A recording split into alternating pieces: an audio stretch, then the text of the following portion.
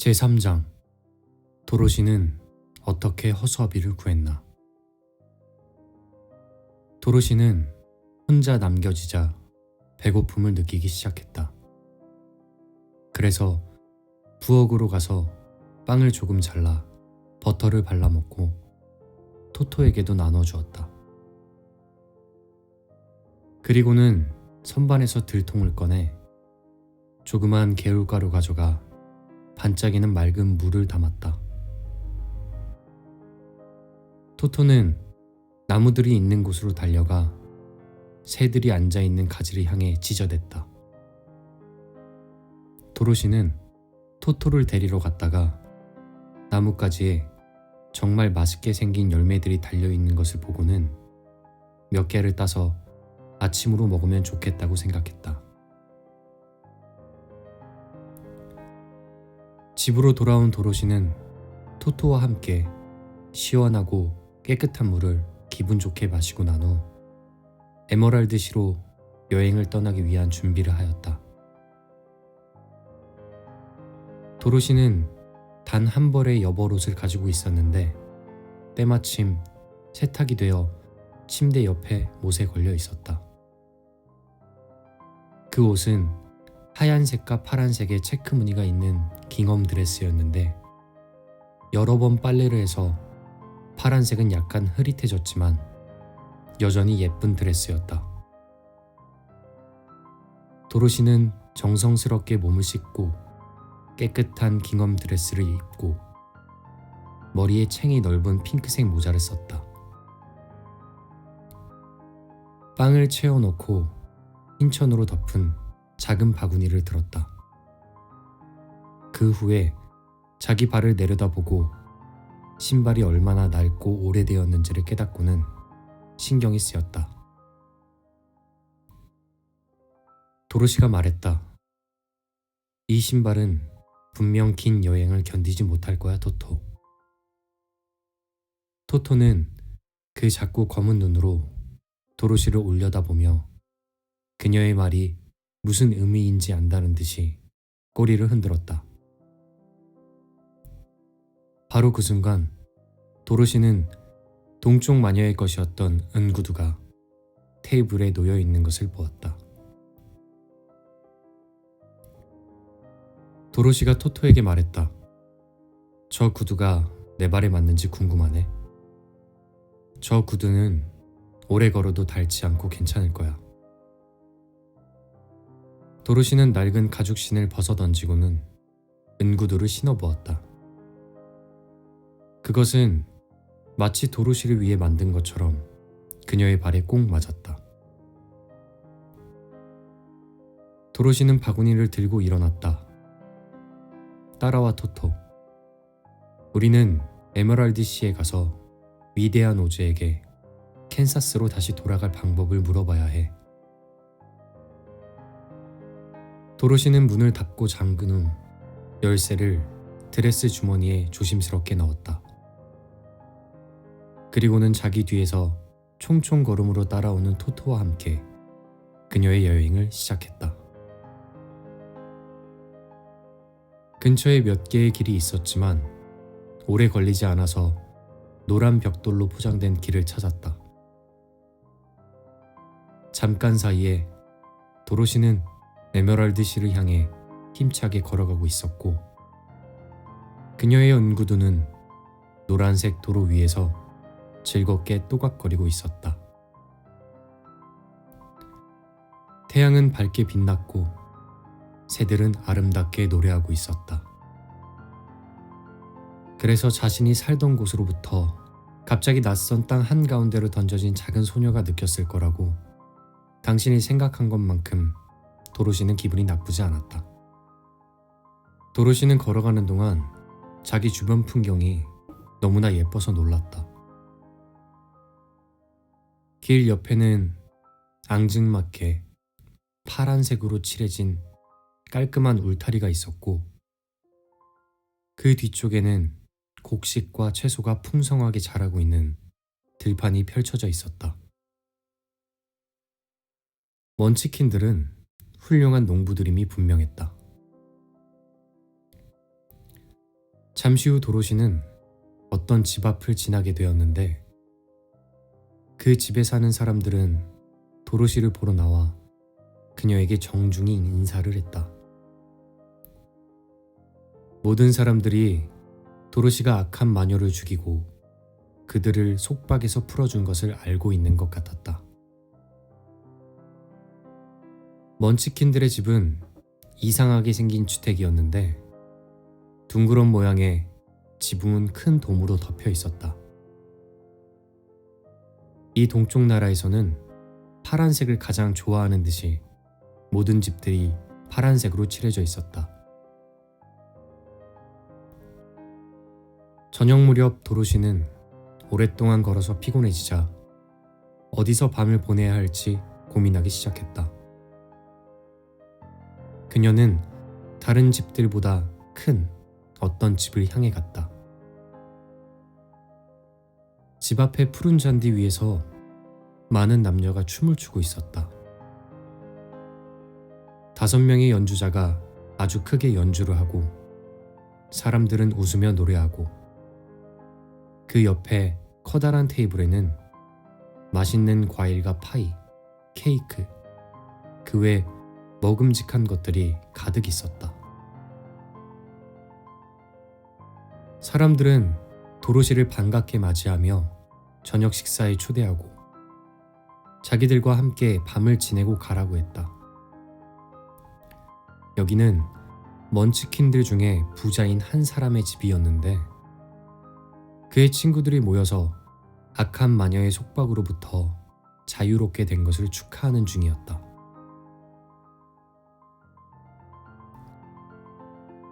도로시는 보크라는 이름의 부자 먼치킨이 옆에서 직접 시중을 들어주어 마음껏 저녁을 먹었다. 저녁 식사 후에는 안락의자에 앉아서 사람들이 춤추는 것을 구경했다. 보크가 그녀의 운구들을 보더니 당신은 위대한 마법사인 게 분명해요 라고 말했다. 왜 그렇게 생각하세요? 하고 도로시는 물었다. 당신이 악한 마녀를 죽이고 그녀의 운구들을 신고 있기 때문이죠.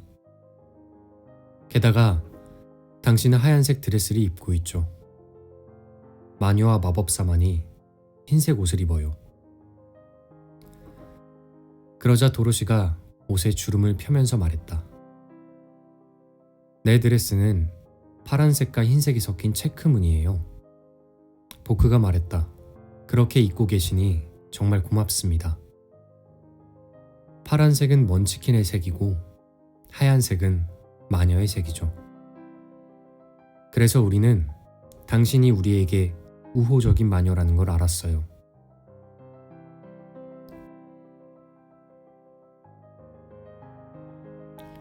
도로시는 모든 사람들이 자기를 마녀로 생각하는 것에 대해 어떻게 말해야 할지 몰랐다. 그녀는 자신이 단지 회오리 바람에 의해 낯선 땅에 오게 될 기회를 가진 평범한 작은 소녀일 뿐임을 너무나 잘 알았기 때문이다. 도로시가 피곤해하자 보크는 그녀를 집 안으로 데리고 가서 예쁜 침대가 있는 방을 주었다. 파란 천으로 만들어진 침대 시트 안에서 도로시는 아침까지 단잠을 잤다. 토토도 그녀 옆에 있는 파란 양탄자 위에 몸을 둥글게 말고 잠이 들었다. 도로시는 아침을 배불리 먹은 후에 아주 조그만 먼치킨 아기가 토토의 꼬리를 잡아당기고 한성을 지르고 크게 웃으며 토토와 함께 노는 것을 보면서 아주 즐거워했다. 토토는 개를 한 번도 본 적이 없는 이곳의 모든 사람들에게 아주 좋은 호기심의 대상이었다. 도로시가 물었다. 에메랄드 씨는 여기서 얼마나 먼가요? 보크가 진지한 목소리로 말했다. 그곳에 한 번도 가본 적이 없기 때문에 저도 잘 몰라요. 오즈에게 볼 일이 없다면 가능한 오즈로부터 멀리 떨어져 있는 게 좋거든요. 하지만 에메랄드시로 가는 길은 여러 날에 걸리는 꽤 먼 길입니다. 이 나라는 부유하고 즐거운 곳이지만 당신이 목적지에 도달하기 위해서는 힘들고 위험한 곳을 지나야만 할 거예요. 이 말에 도로시는 약간 걱정을 했지만 위대한 오즈만이 그녀가 캔사스로 돌아가는 것을 도와줄 수 있다는 것을 알기 때문에 발길을 돌리지 않겠다고 굳게 결심했다.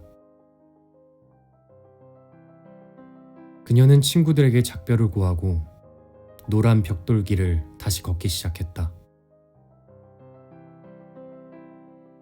몇 마일 정도를 걷고 난 후 도로시는 잠시 쉬기로 결정했다. 그리고는 길 옆에 있는 울타리에 올라가 앉았다.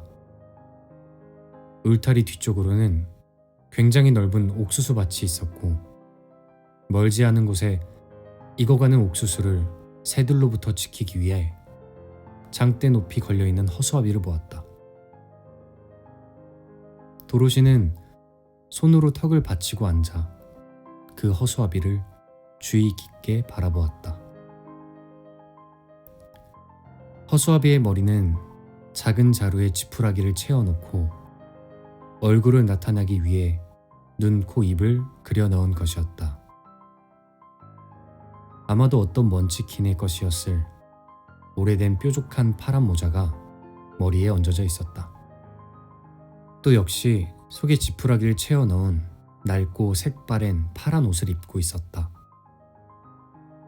발에는 이곳의 모든 사람들이 그렇듯이 오래된 파란 부츠를 신고 있었다.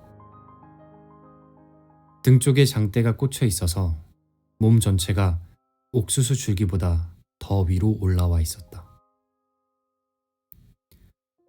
도로시가 괴상하게 그려진 허수아비 얼굴을 뚫어져라 쳐다보고 있는데 허수아비 눈 중에 하나가 천천히 그녀에게 윙크를 하는 바람에 깜짝 놀랐다. 캔사스에 있는 허수아비들은 윙크를 한 적이 한 번도 없기 때문에 처음에 도로시는 자신이 잘못 본 것이라고 생각했다. 하지만 곧 그 허수아비는 고개를 끄덕여 그녀에게 인사를 했다. 도로시는 곧바로 울타리에 뛰어내려와 그곳으로 걸어갔고 토토는 장대 주위를 빙빙 돌며 지저댔다. 안녕? 허수아비가 약간 쉰 목소리로 말했다. 말할 수 있어? 소녀는 놀란 목소리로 물었다. 허수아비가 대답했다. 물론이지. 반가워. 도로시는 정중하게 대답했다. 나도 반가워. 허수아비가 웃음을 지으며 말했다.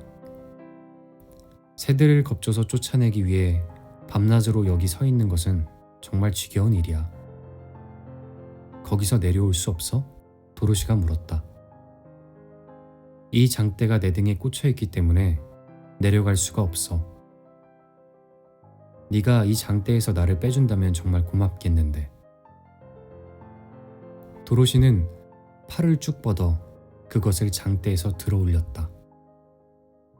지푸라기로 채워져 있어서 그런지 아주 가벼웠다.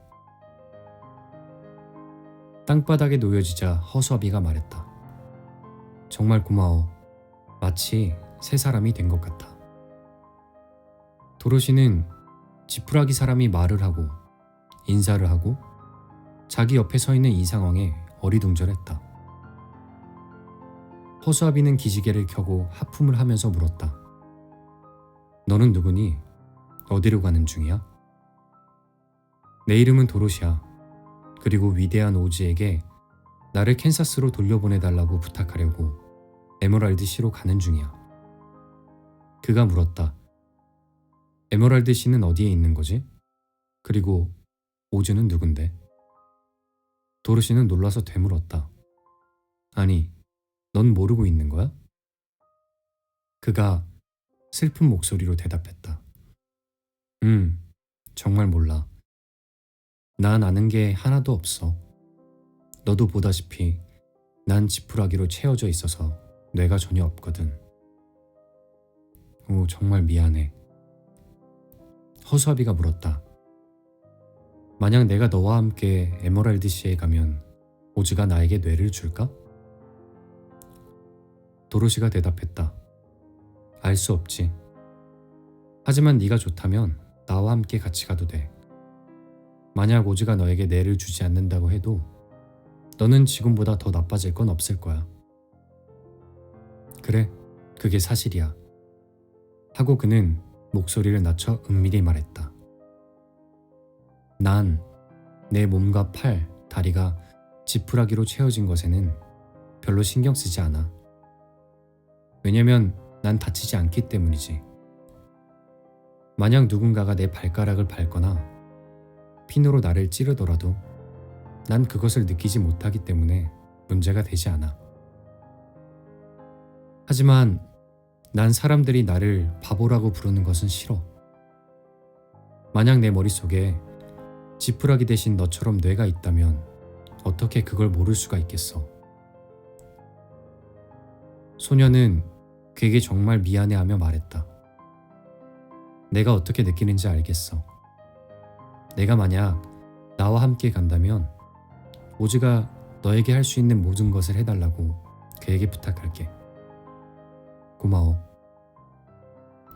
그들은 다시 길로 돌아갔다. 도로시는 허수아비가 울타리를 넘도록 도왔다. 그들은 에메랄드시를 향해 노란 벽돌길을 함께 걷기 시작했다. 토토는 처음에 이 새로운 동행자가 마음에 들지 않았다. 토토는 허수아비의 주위를 뱅뱅 돌며 마치 지푸라기 속에 쥐들의 둥지라도 숨겨져 있다는 듯이 냄새를 맡고 종종 차갑게 으르렁댔다. 도로시는 새 친구에게 말했다.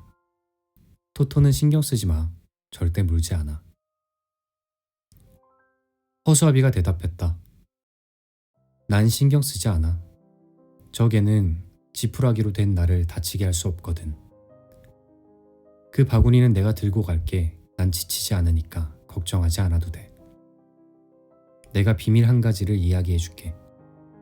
그는 걸어가면서 계속 얘기했다. 세상에서 내가 두려워하는 게 딱 한 가지 있어. 도로시가 물었다. 그게 뭔데? 널 만든 먼치킨 농부니? 허수아비가 대답했다. 아니, 그건 바로 불 켜진 성냥이지.